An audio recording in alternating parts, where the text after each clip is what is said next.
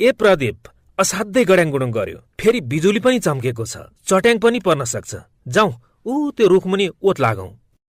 के कुरा गर्नुभएको काका? चट्याङ पर्न सक्ने अवस्थामा कहिल्यै पनि रुखमुनि र ठूलो टावरको मुनि बस्नु हुँदैन। यस्ता ठाउँमा चट्याङ पर्ने सम्भावना झन अत्याधिक हुन्छ।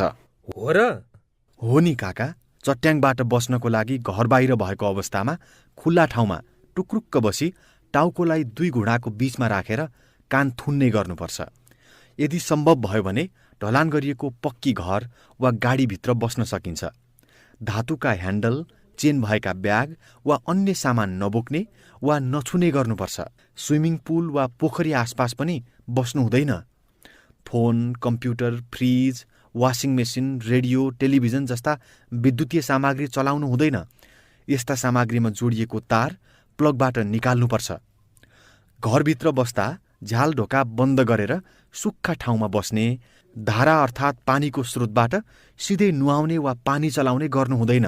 घरमा अर्थिङ अर्थात् लाइटनिङ रड राखेर घरलाई चट्याङबाट सुरक्षित बनाउन सकिन्छ। ओहो, हो र? मलाई त यस्ता कुरा थाहै थिएन। त्यसै गरी नि काका, बढी जसो चट्याङ चैतदेखि जेठ महिनामा धेरै पर्छ भने सामान्यत दिउँसो 3 बजेपछि बढी पर्छ। यस्तो समयमा हामी सबैले चट्याङबाट बस्न उच्च सतर्कता अपनाउनुपर्छ।